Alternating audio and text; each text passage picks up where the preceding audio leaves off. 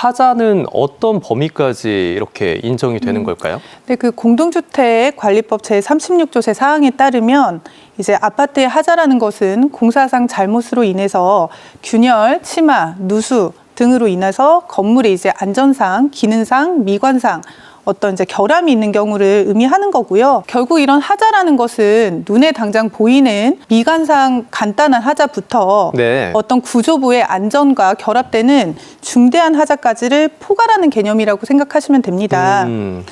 다만 건물도 사람이 짓는 거기 때문에 이제 연차가 지나게 되면 당연하게 크랙도 발생하고 누수도 발생하고 그런 노후화된 현상들이 발생할 수밖에 없잖아요. 네. 그래서 결국 어떤 하자가 발생한다고 해서 계속적으로 이에 대한 부분들을 고쳐주어야 되는 것은 아니고요.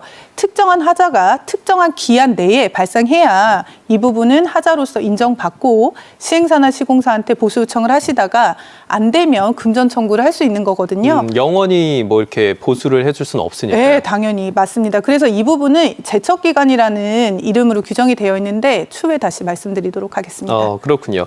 자, 그러면 아파트를 지을 때 시공사와 시행사가 다를 경우에 이렇게 서로 책임을 떠넘기는 경우가 있는데 사례와 같이 서로 책임을 떠넘길 때는 누구에게 책임이 있는 건가요? 네, 그 관련 법에서는 이 시공사, 시행사의 책임에 대한 다양한 규정들이 존재하는데요. 집합건물법에서는 9조 이하에서 결국 시행사와 시공사의 담보 책임에 대해서 규정을 하고 있습니다. 이 규정에 따르면 1차적인 책임은 이 분양대금을 받으신 시행사가 지도록 되어 있고요. 네. 이 시행사가 뭐 해산이나 파산 그리고 무자력 등으로 결국 이에 대한 보수를 제대로 할 수 없을 때는 시공사에게 2차적 책임을 지도록 되어 있습니다. 그렇군요.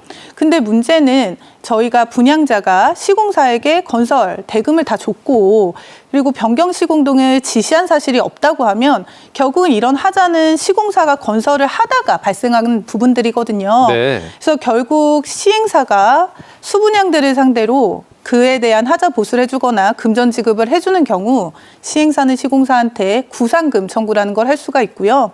이런 구상금 청구는 결국 제3자가 타인의 손해에 대해서 배상을 해주고 나서 실질적인 책임을 있는 사람에게 다시 금전 청구를 하는 개념이거든요. 네. 그래서 결국 이런 경우에는 시행사는 시공사한테 구상금 청구를 해서 입주민들에 대해서 하자를 보수해 주신 부분을 배상 청구하게 될 것입니다. 네.